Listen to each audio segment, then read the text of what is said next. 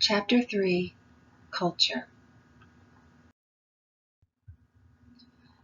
In this chapter, we will cover a module describing what is culture. Module 10 is the elements of culture. Module 11 is development of culture around the world, and then we have cultural variation.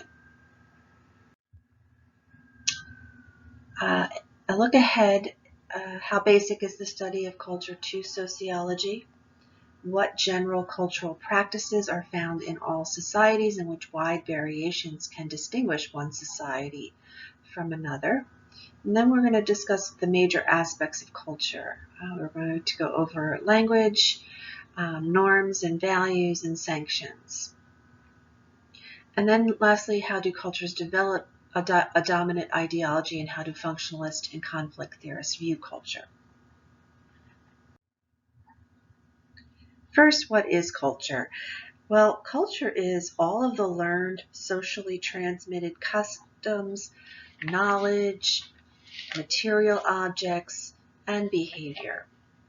Culture includes our ideas, our values, our customs, and artifacts of groups of people within a society. Now, a society is a large number of people who live in the same territory, who are relatively independent of people outside that area, and who participate in a common culture. A society is the largest form of a human group, and it's people who share a common heritage and culture, and we learn it and we pass it on from one generation to the next. So it is not just elements that are considered, prestigious or popular or status giving. We think of someone who's cultured, you might, immediately picture someone who has a high status, a high level of prestige. But, maybe they do listen to classical music and look at fine art. But if we also consider rap music and graffiti, these things are also considered part of a culture, just as well as that classical music and fine art. So as I mentioned, we define a society as something, a fairly large number of people living in the same territory, who are relatively independent of people outside of their area and who participate in a common culture. It is the largest form of human group, and these people share common heritage and culture. It is transmitted from one generation to the next, and we'll see in the next chapter how culture is passed in through the socialization process. Now, one thing is that a common culture really helps to simplify our daily interaction. So having this common culture influences the way in which we live, our behavior, and the way we live our lives. Our values, our beliefs, and customs, we learn these, and we are able to make safe assumptions about our day-to-day life.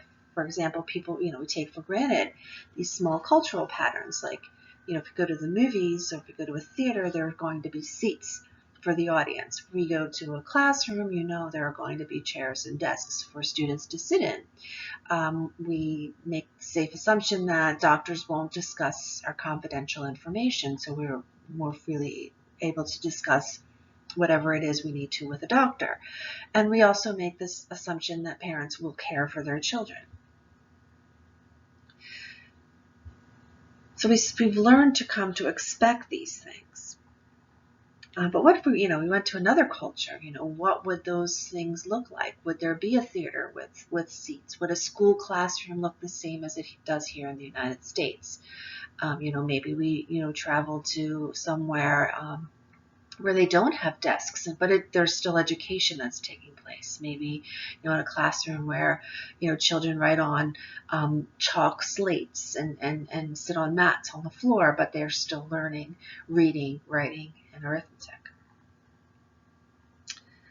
A German philosopher by the name of Theodor Adorno is mentioned here because he spoke of this worldwide cultural industry. And a cultural industry is where goods and services would become standardized.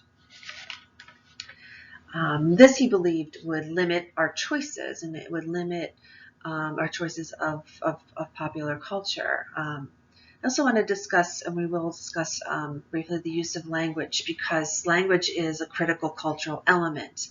And the primary distinction that really sets us apart, sets humans apart from other species. And, are there standardizations in our language even, when it comes to safety and precautions worldwide, especially what's going on in our world today with this pandemic? Are there these standards in language and culture that can reach across borders? Now, a cultural universal is something we talk about in sociology, and these are practices and beliefs found in all cultures around the world. Now, many are intended to meet essential human needs, such as food and shelter and clothing. An anthropologist by the name of George Murdoch uncovered several examples of cultural universals, including things such as sports and cooking and funeral ceremonies and medicine and marriage and religious rituals. Now, the practice would be universal, but the way they are expressed would vary from culture to culture.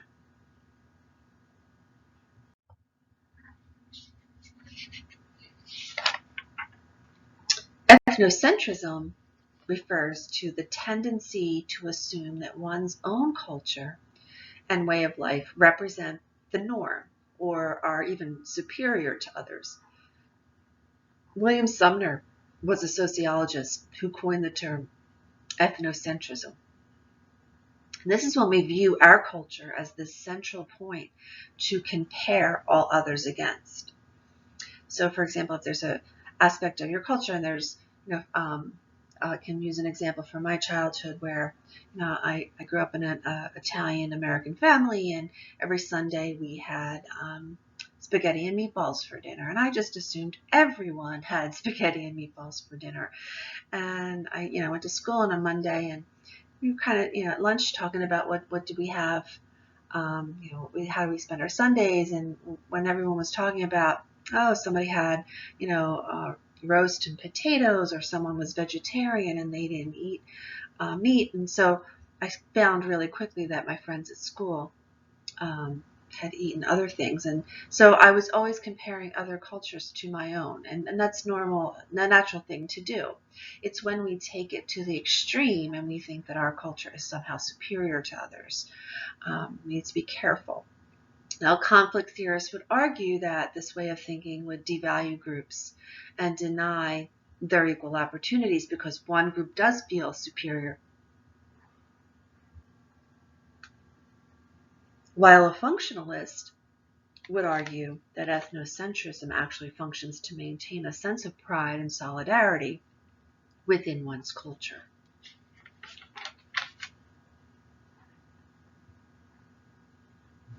So our view of the world is dramatically influenced by the society in which we were raised. It's what we know, it's what we're taught, it's what we pass on. A person's culture, it becomes that center of our culture, and all other cultures are deviations from what we consider to be our normal. While ethnocentrism views one's own culture as central, cultural relativism views people's behaviors from the perspective of their own culture. So we try to understand other cultures from that perspective. Different social contexts hold different norms and values and customs. So it really helps us to try to understand certain practices in other cultures. Priority is placed on understanding those other cultures. It employs this idea of value neutrality. We become value neutral. And we don't have to accept those variations, but we try not to judge those other cultures. And here we have the example of child marriage or child brides. which is often, it's a very common practice in West Africa and South Asia. While in the U.S., we highly discourage this practice because we know that it deprives a young girl of her education, and there are some health issues, and so we were definitely concerned with those types of things.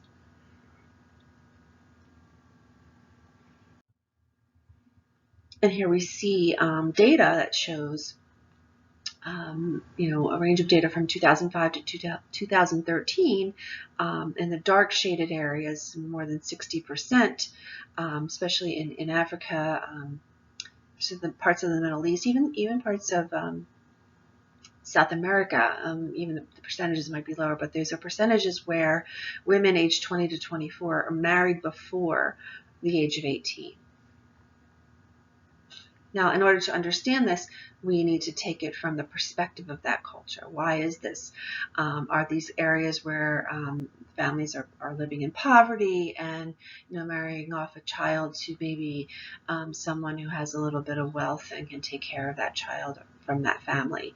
Might be one explanation. So we really want to try to understand what is the explanation that this could be happening.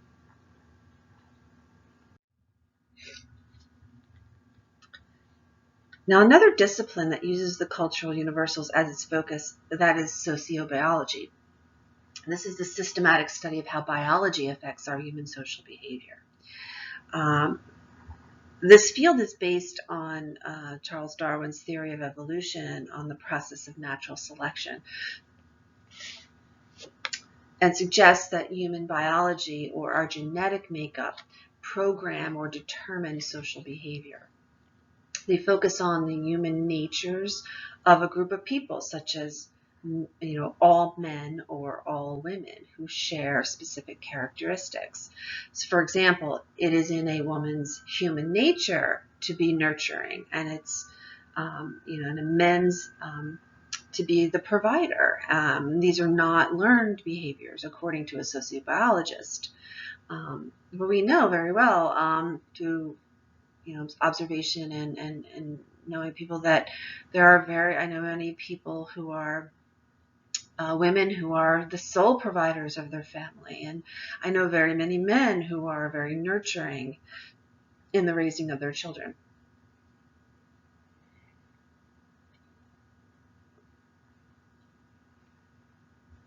So sociobiologists believe that many cultural traits are not learned, but actually rooted in the genetic makeup.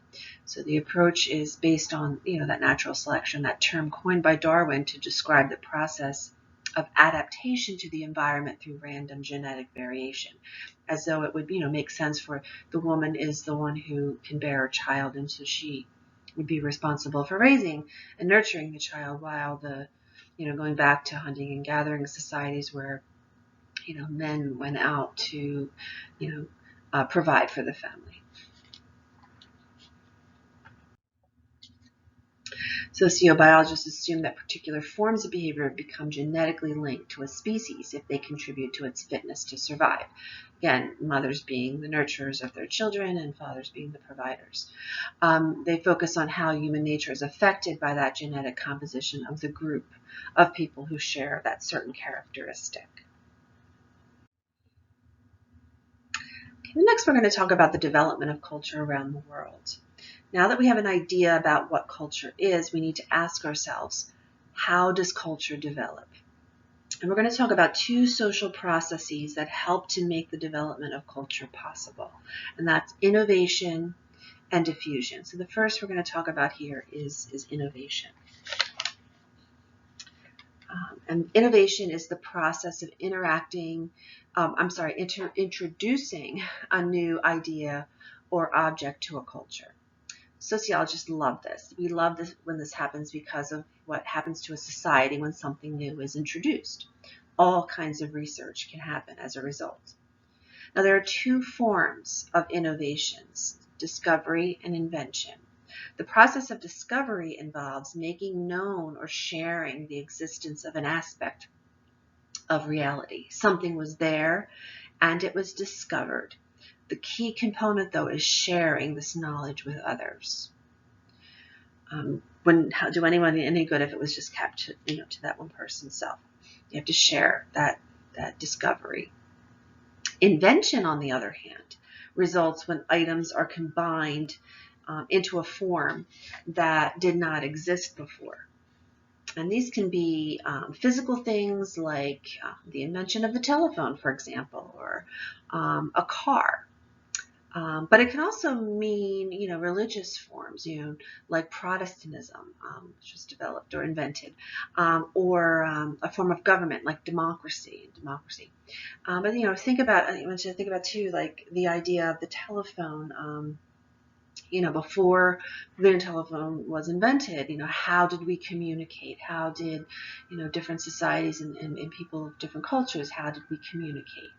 Letters and were sent across, by the Pony Express, and then we had, people mailing letters, the mail, post, and then we had, the invention of the telephone, and we're able to now, usually it was a switchboard kind of a thing, and then we had, as it progressed, more and more people, the telephone wires, it was wired.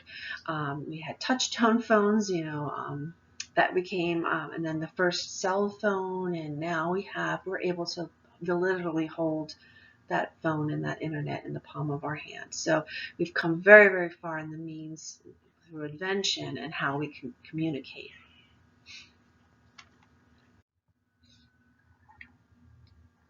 Now, before we talk about diffusion here, we need to first think about the fact that we are living in a global world, and globalization is this worldwide integration of government policies, cultures, social movements, and financial markets through trade, through the exchange of ideas.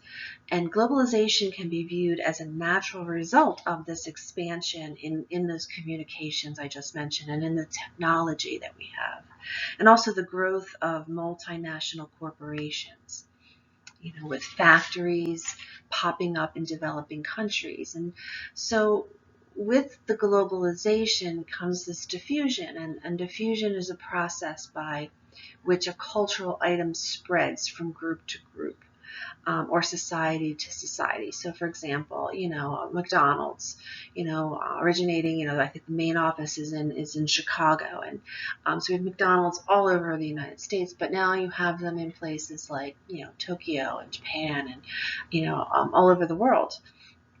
So that's a piece of the United States culture being, developed in other parts of the world. Disney, too, another example is, we have Disney, Walt Disney parks, theme parks, showing up in other parts of the world. It's a piece of the culture and vice versa. Parts of that culture have to be integrated into that restaurant, or else they're not going to make it. And that was a real serious issue with McDonald's. So this diffusion happens in a variety of ways, not only through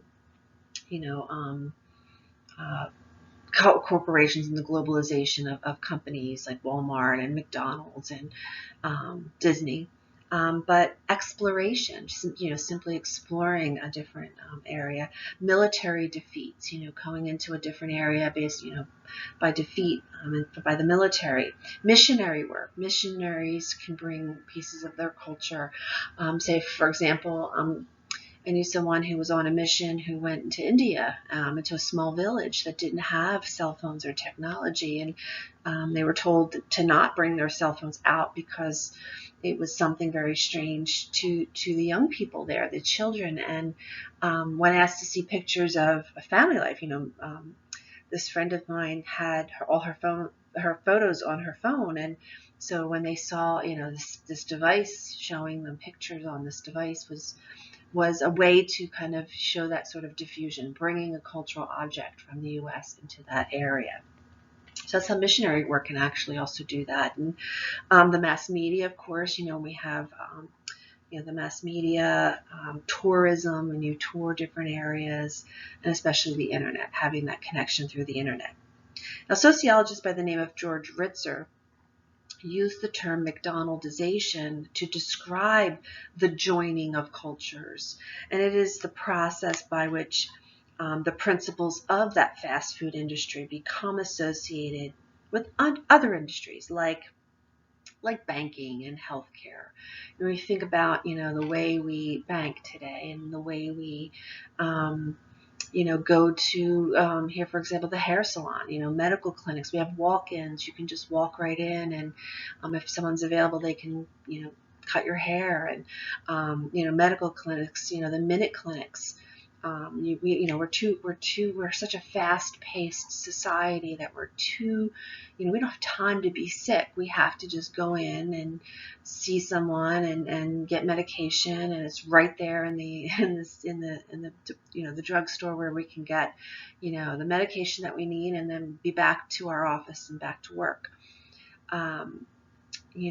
Banking, we have the drive up, tellers, and now we don't even have to go to the bank. We can just take a photo of our check, our paycheck with our cell phones, and it just, boom, it goes right into our checking account. So it's that idea, this fast food industry, we don't have time to sit down at a table and put an order in with a waitress or waiter. We have to have it already prepared and just, pick it up at the drive-through window.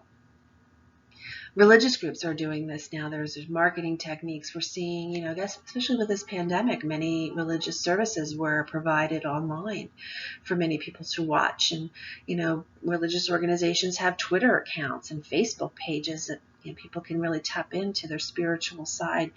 And so on the other hand, the religious group is trying to reach their congregation in new ways. So this McDonaldization is associated with this, joining of cultures. When you have a McDonald's, as I mentioned, in a different part of the world, it's a piece of the U.S. culture going into that area, but also part of that culture, coming into that McDonald's, the food. You can't just serve cheeseburgers in Asia where they might want sushi. So you have to be able to have meet that culture, learn about that culture, learn about how service delivery is. You don't want to offend anyone. And we're going to talk more about that in this chapter. Because our communication patterns, the way our language is, the way our gestures, body language, and all can mean something different if we're in a different culture.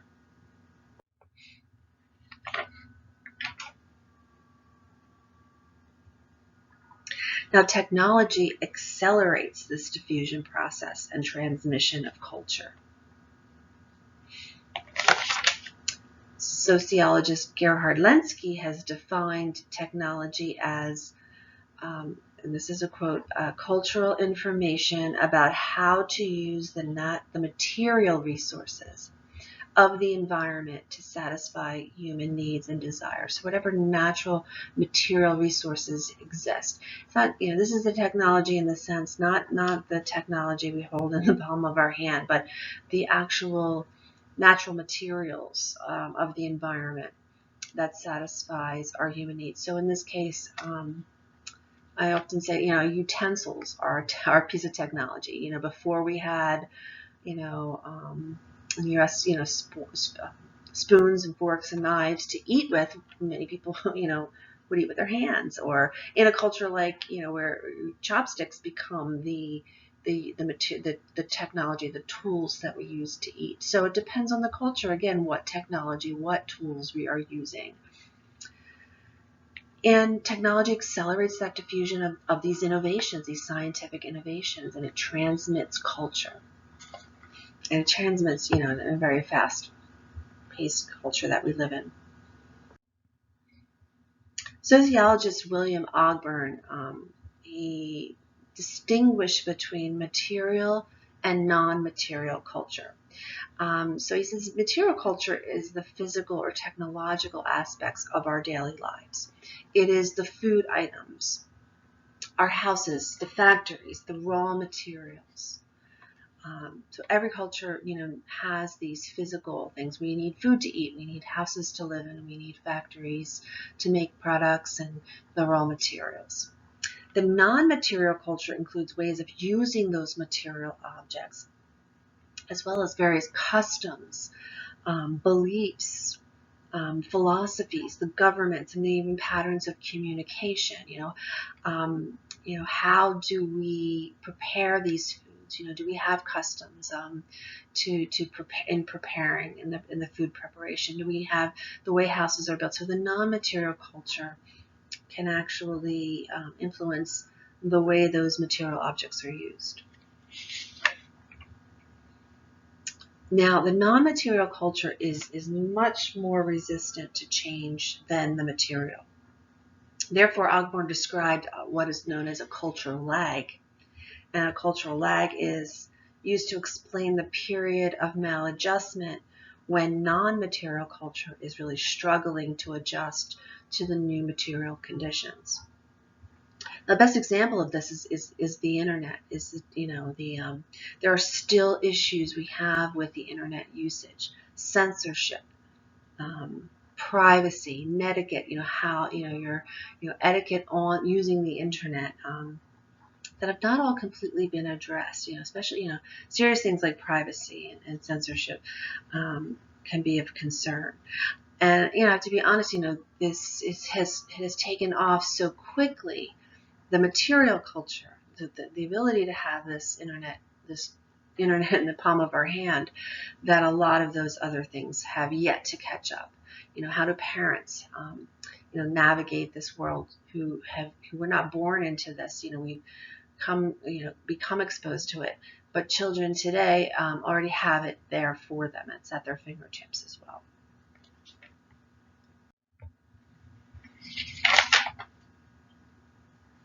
Now we're going to talk about some, cultural variation. Now culture adapts to meet basically specific circumstances. Climate, for example, the level of technology, population, geography. We have to dress warm if we live, in a very cold climate. If we live in a very hot climate, we may not, have a lot of clothing on. Same thing with population. Some cities, urban areas are very densely populated, and then there's some more rural areas where population is not so congested. This could have a really big impact on things, especially as we're seeing with even just the spread of a virus.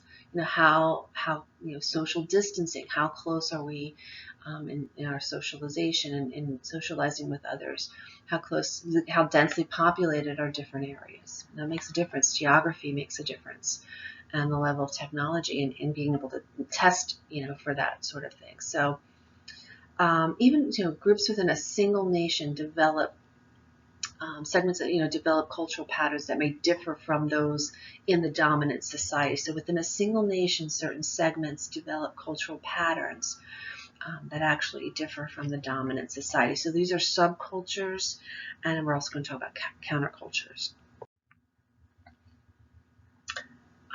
So the first, we have a subculture, and a subculture, these are segments of society that share a distinctive pattern of mores, folkways, and values that differs from the larger society. Now it's spelled mores, M-O-R-E-S, but it's pronounced mores, folkways, and values, and we'll explain what those terms mean in a bit. These are, the existence of a subculture is characteristics of very complex societies, patterns of customs, rules, and traditions. So these really coexist within a larger dominant society. So if you think about ethnic villages like Little Italy and Chinatown, these are examples of a subculture. So the Amish as well, most consider the Amish to be a type of subculture as well. They may develop a specialized language that distinguishes them from the larger society. And this type of language is known as an argot, A-R-G-O-T. The T is silent. So using this language for only those insiders to really understand, and establishes that pattern of communication that outsiders can't understand. Subcultures may be based on common age, a region of the country, an ethnic heritage, an occupation, or even beliefs. Conflict theorists would argue that variation in culture reflects the inequality of social arrangements within a society, like, ethnic group or race and gender. So subcultures develop when those in the dominant society try to suppress them. Now, when that becomes, somewhat extreme, that subculture becomes a counterculture. And so a counterculture are subcultures that oppose certain aspects of the larger culture, either deliberately or, maybe in an obvious, drawing attention in some sort of way. So some examples of this are, again, they typically thrive among the young. So if you think back on the 1960s and the young, the hippies of the 1960s, they were anti-war and anti-establishment and against the accumulation of material goods. They were all about peace and love, and they had love-ins. They called their sit-ins love-ins. They were against the Vietnam War. And so, we see them being, a counterculture against a dominant culture. Now, terrorists or counterterrorism experts in the U.S. are concerned about the growth of these militant groups, these ultra-conservative militant groups. These are very hate-fueled type groups. So anywhere you see groups like that, they're considered countercultures, and they act in a very violent, hate-fueled ways. The Aryan Youth movement is another example of a counterculture that is hate-fueled.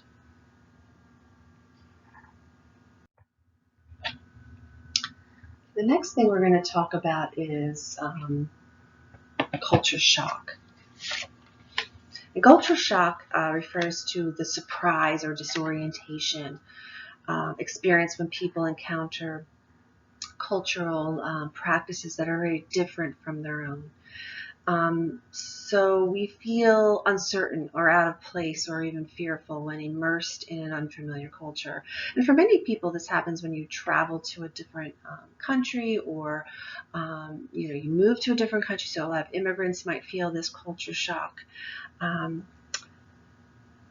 There's a reality show. I often use this as an example here too. That Amazing Race, where you see this culture shock happening when teams of people are traveling all parts of the world, and they're tasting foods and they're learning to navigate the transportation system, and they don't speak the language, so there's not a very good communication system there. So as a reality show, but in the sense that you see this culture shock really evident.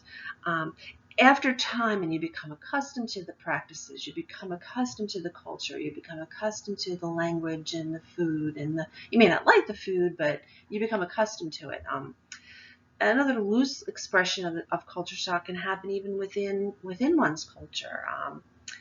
I experienced culture shock. I grew up living in the city all my life. I grew up in South Philadelphia, and so growing up in a city like South Philly, where I had a SEPTA bus driving past my house and the noises and sounds of the city. And then I moved to an area of New Jersey, which was not, only 20 minutes, half hour from Philadelphia, but it's, there's birds chirping and it's very quiet, and I still have a hard time sleeping at night because I'm used to the sounds and the noises of the city. And so that for me has been a little bit of a culture shock. So imagine, again, for many of you or anybody who has traveled to a different country or has to learn a different language in order to become adjusted to that culture. That is what we call culture shock. And we often take for granted the cultural practices of society. Next thing I want to talk about are the elements of culture. Now that we've learned that culture is learned and transmitted through human interactions within specific societies, we're next going to discuss these elements of culture, and their language, and we're going to talk about language in the terms of written language and spoken language and nonverbal communication, and then next we'll talk about norms and values. They kind of go together with sanctions. So language is the foundation of every culture. So it's really when you think about culture, you need to think about language. And it may be thought of as an abstract system of word meanings and symbols for all aspects of the culture. So it's really integral. It's a very important component of our cultural capital. It facilitates our day-to-day exchanges when you're trying to communicate. And again, it includes both the written and the spoken word, and also it includes nonverbal communication as well. So language includes speech, written characters, numerals, symbols, nonverbal gestures, and expressions. There are approximately 7,000 languages spoken in the world, more than there are actually countries. So it's a fundamental part of our shared culture. It's the foundation of every culture. Languages.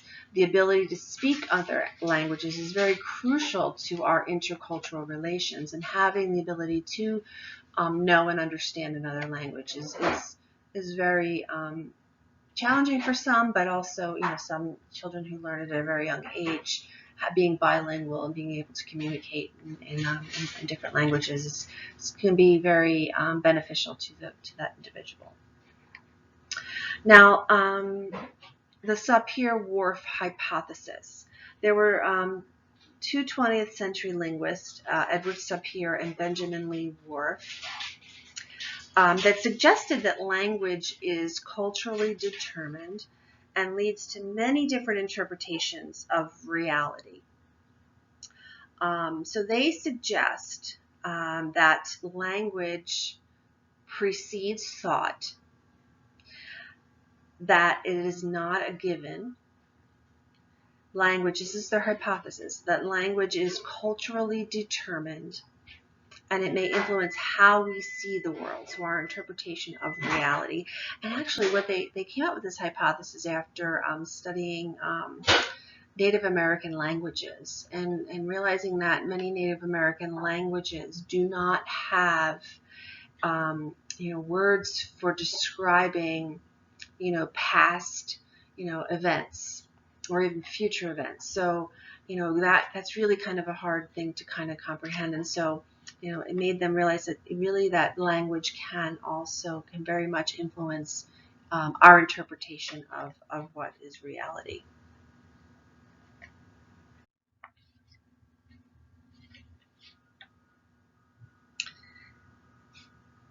Nonverbal communication is learned, and it varies from culture to culture. It is the use of gestures, facial expressions, and other learned visual images in order to communicate. So this is, again, it's definitely learned, and it will differ by culture. With the use of symbols, the symbols are, it's the form of gestures, objects, and words to convey meaning to others, and are the basis of communication. And the thing is, is having that shared meaning. Many symbols are rich in meaning, but they may not convey the same meaning in all social contexts and in different cultures. So I'm going to typically when I'm in my face-to-face class, I would go through and actually illustrate some of these gestures.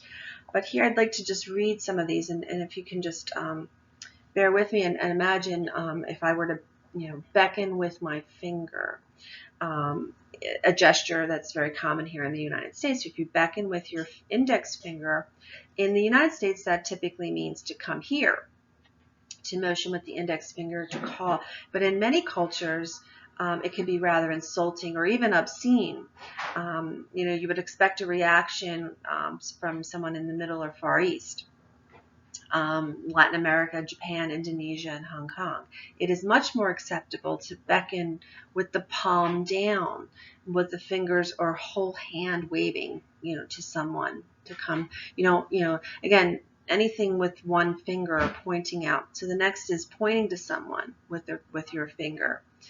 Using your index finger is very impolite in most cultures, especially in the Middle and Far East. You'd want to use your open hand to gesture to someone instead of pointing to them with your finger, or using your thumb instead. Making a V sign with your hand. In Europe, it meant victory in Europe. For many here in the U.S., the V sign means peace. Especially in the 1960s, that was a big peace sign. But if your palm is facing in a different direction, that could be considered an obscene gesture and telling somebody off, actually. So again, these gestures would be interpreted differently depending on where you're from. A smile, when somebody has a smile on their face. This gesture is universally understood. We think of someone who is pleasant and approachable and somebody we can communicate with. But in Japan, a smile might indicate that the person is confused or angry. In other parts of Asia, smile may mean they're embarrassed. But again, here in the U.S., it's a friendly greeting. So it's important not to judge someone based on, whether they're smiling or not. And again, the appropriate times in which to smile. Someone who sits with the soles of their shoes showing. If you're ridden on the subway and if someone might, cross their legs and the soles of their shoes are showing. In many cultures, this sends a very rude message. In Thailand, Japan, and France, as well as Middle and Near East, showing the soles of the feet demonstrates disrespect. So you're exposing the lowest and dirtiest part of your body. So that is really considered insulting. And in many countries, China and Japan, you're often requested to leave your shoes off and not walk into someone's home with those shoes on your feet. Again, you don't want to bring the dirtiest part of your body into someone's home. This one, making the OK sign. This has been very controversial lately. But forming a circle with fingers to indicate OK. In the U.S., we see it as, OK. For some, you're holding up 3 fingers, so it might be the number 3. In Brazil and Germany, this gesture is considered to be obscene. In Japan, it means money. In France, it has the additional meaning of zero, or being worthless, not having, money. And most recently, as a controversial expression of what many white supremacists use. If you could see, I don't know, I wish I could show you the illustration of, the 3 fingers being the W and the 2 joined fingers being the P for power. Just a couple other things when if you were ever to pat someone on the top of their head. Not that you walk around and say good job, pat on your head, but if you would never touch someone on the top of their head, it would be awkward and it's very upsetting, especially in the U.S. For someone in Asia or someone who is of the Buddhist religion, the head is the repository of the soul. In fact, one time I did this activity and a student was volunteering and they patted someone on their head, and it was very, very upsetting to that other student. So you don't usually tap someone on the head or touch someone. We maintain a social distance from others. And not do anything or touch anybody where it might be uncomfortable.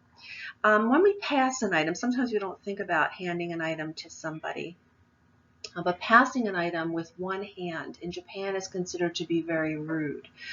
Even a very small item like a pencil or a pen, it must be handed with 2 hands, like you present the item to the other person. And also considering the hand that you use. You wouldn't want to hand something to somebody with your left hand because that hand is considered to be unclean. When we wave, we give a wave, we wave to someone with the palm facing outward. In Europe, waving the hand back and forth can mean no. You're telling someone no by waving your hand and not just giving a greeting of hello or goodbye. To wave goodbye, you want to raise the palm outward and wag the fingers in unison. This is also an insult in Nigeria if the hand is too close to another person's face. So again, that sort of social distancing, you want to make sure you have, not be a space invader. The last one is nodding of the head up and down. For most people, especially in the U.S., we think of not when you nod your head up and down that you're saying yes. But in Greece, that actually means no. So if someone asks you if you want more something more to eat, and you're nodding your head yes, they're thinking you mean no, and vice versa. If you're wagging your head no, that means yes in Greece and Bulgaria as well. And I had a student who was from Greece and went to visit family in Greece and verified that with her family, and they kept asking her if she wanted more to eat. She had her full, and she was saying no, no, no, and they kept thinking she was saying yes, yes, yes, and they kept bringing her more food. So the point is, is that our nonverbal communication, our gestures, our body language can be misinterpreted depending on the culture, and having that shared meaning is how we are able to maintain a sense of communication. So even when you think about knowing a different language, when you don't, when you go to a country and you don't understand that language, it comes where there's a breakdown in communication. And so you're either going to figure out a different way to communicate your needs. If you're at a restaurant and you're trying to order food, you might start pointing at things on the menu, or you point to another person who's ordered something in the restaurant. So you figure out another way to kind of get that communication across until you can learn the words and the symbols to maintain that basis of communication. Okay, the next element of culture, or elements, are norms and values. And they kind of go hand in hand. So all societies have ways to encourage and enforce appropriate behavior and discourage and punish inappropriate behavior. So these are a collective idea of what is good and desirable and what is not. Norms are established standards of behavior maintained by a society, and they must be widely shared and understood. And the values are things that we place a value on. So when you have something that you highly value, you're going to do what you can to protect it. So again, as I mentioned, norms are the established standards of behavior that are maintained by society. To be significant, a norm must be widely shared and understood. So here, for example, one persistent social norm in contemporary society is heterosexuality, that is the norm. 1 in 5 mothers will teach her young children that homosexuality is wrong. Only 1 in 4 parents ever consider if their children will grow up to be either gay or lesbian. It becomes that norm, as if it, a standard. And I think we've got queer theory to kind of counteract that, in the LGBT community really trying to speak to this. What I'd like to speak about now are the types of norms that we have. So there are 4 types. We have formal and informal norms. And then we also we classify our norms according to importance. So we'll talk about mores and folkways as well.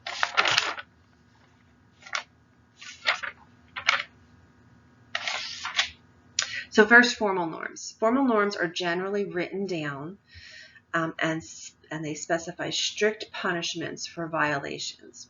So formal norms include our laws, our regulations, and even our organizational rules.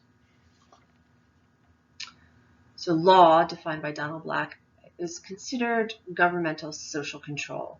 So we have to abide by the laws of society, or else we'll face consequences, and usually in the form of fines, but as extreme as punishments like jail sentences and things of that nature.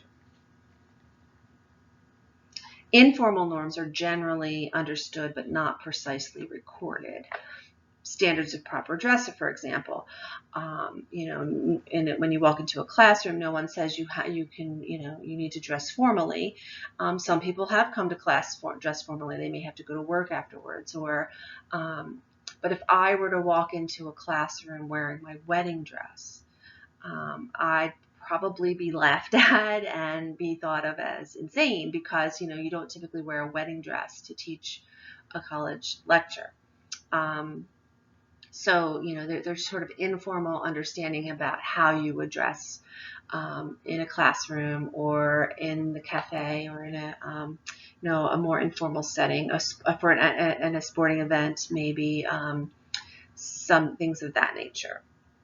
So there's sets of routines that we follow every day. It kind of helps us to, we really notice these norms when they're broken. So like, again, if I were to wear a wedding dress to class, that I've broken that informal norm that, you really just do business casual, or, if you're a student, you can dress casually to class. You wouldn't wear a bathing suit, but so you kind of get the idea.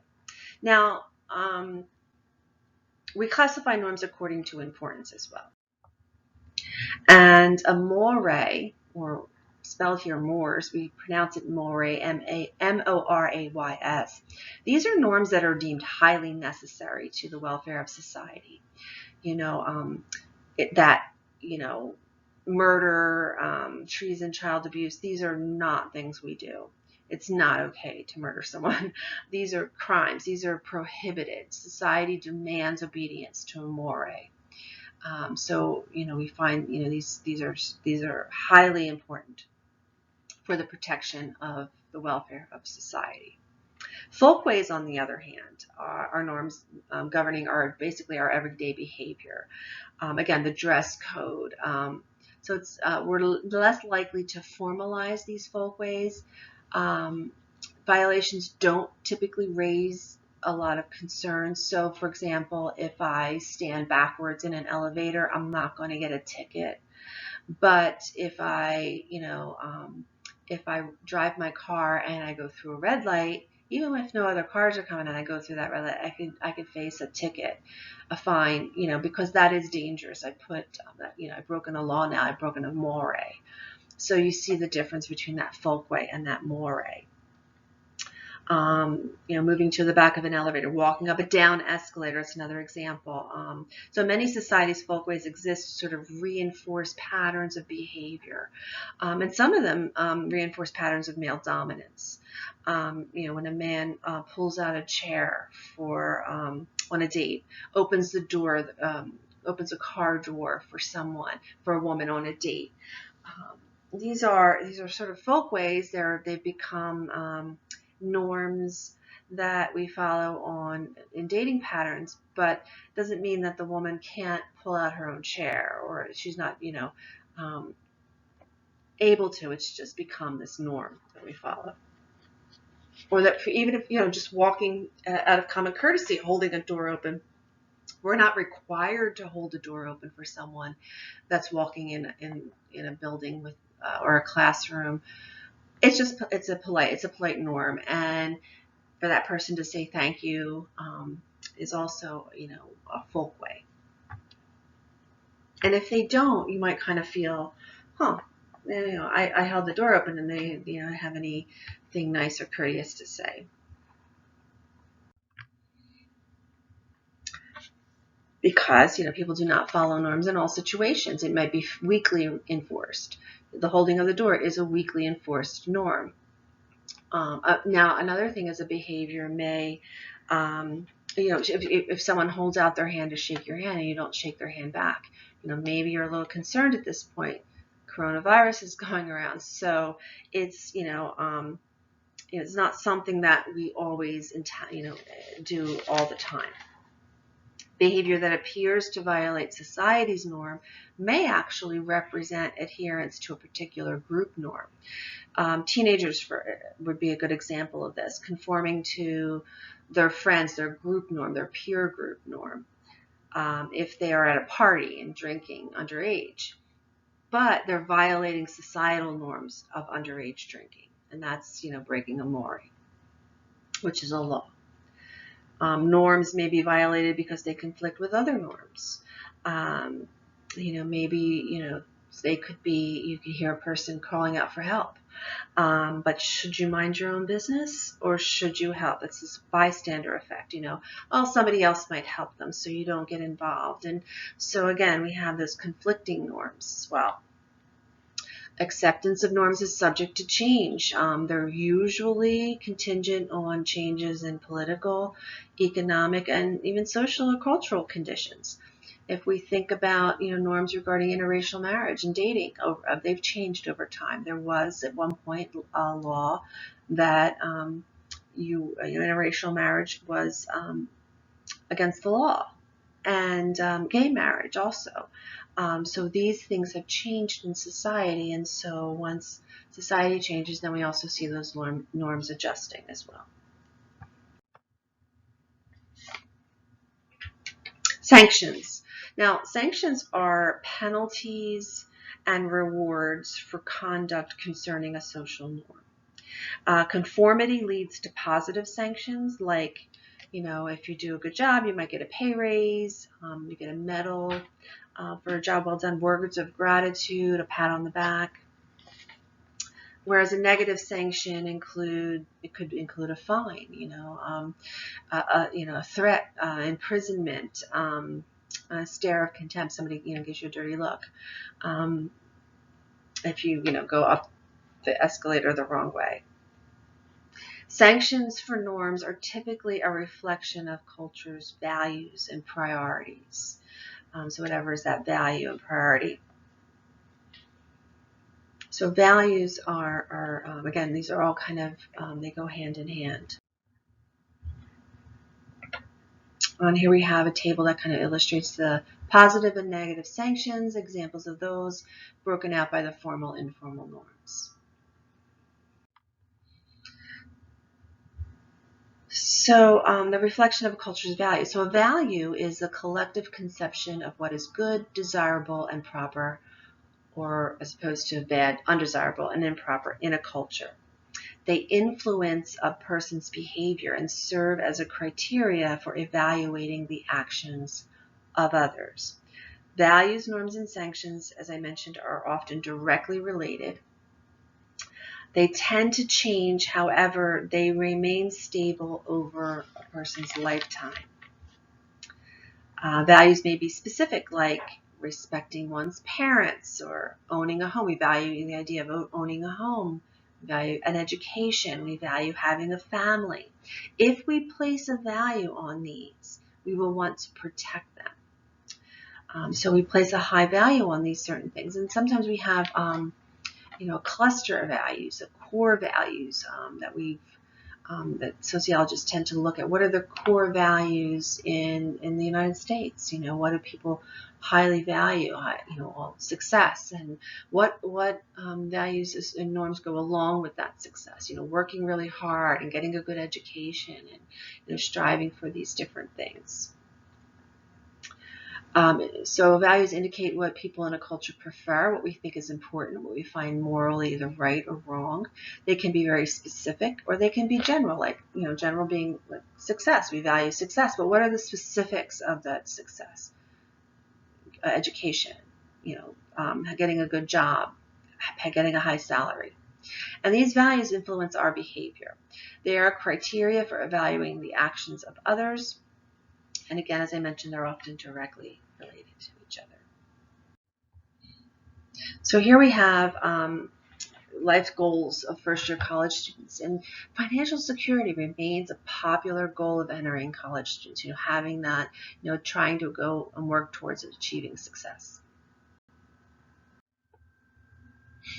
They can differ from culture to culture. For example, cram schools are something that are highly valued in Japan. They can be considered very unfair, an unfair advantage in a place like Korea.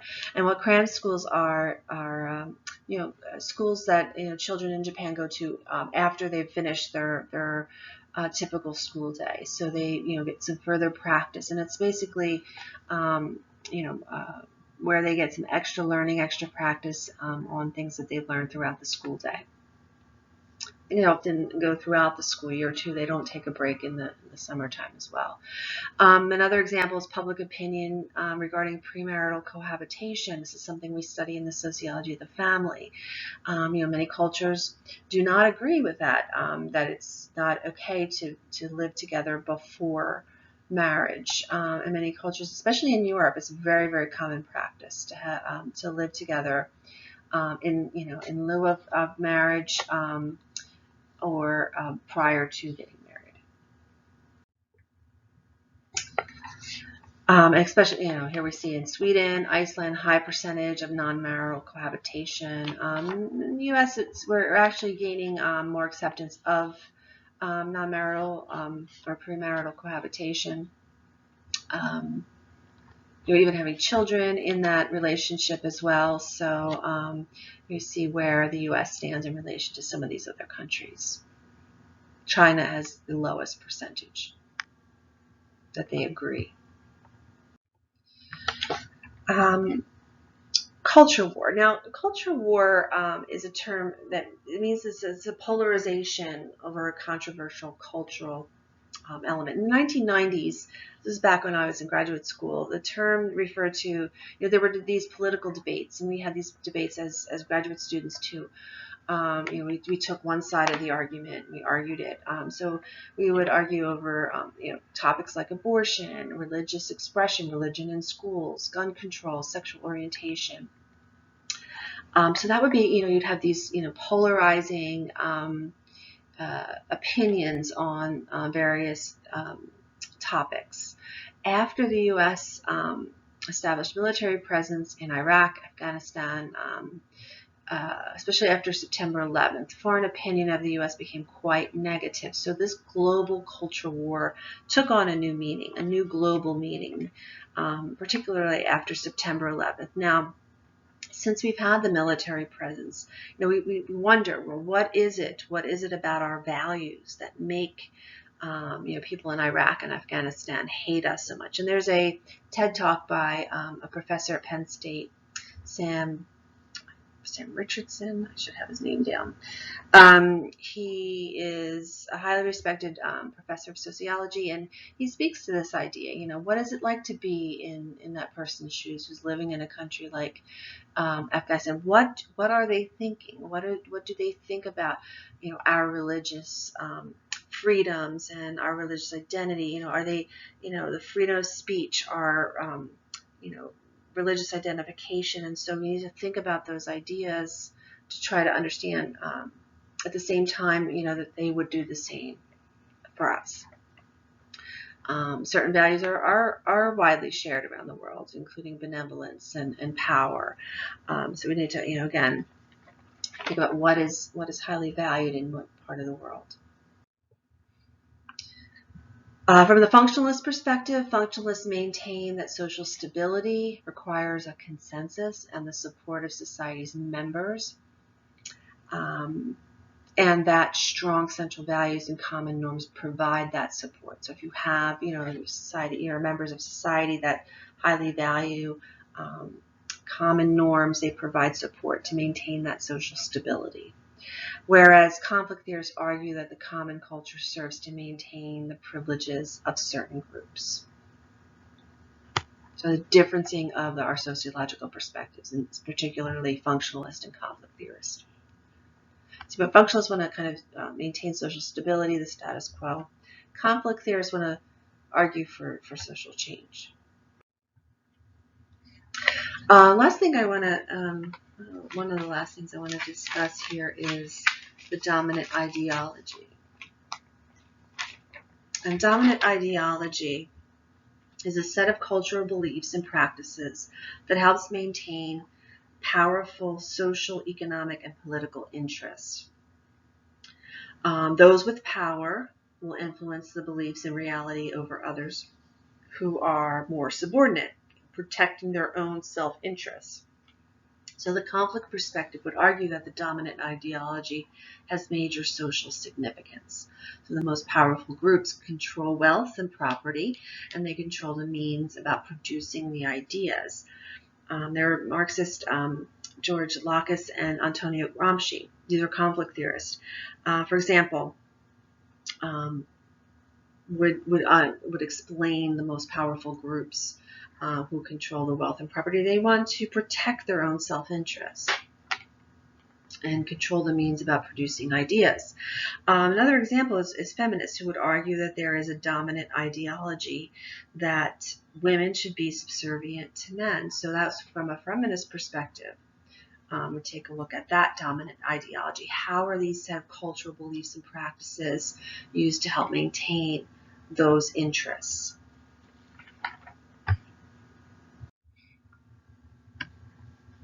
And here again, if you're doing 3x5 cards, this is a nice table that kind of summarizes our various perspectives and the element of culture, norms, values, cultural variation. And so you can see how the perspective is an example of each.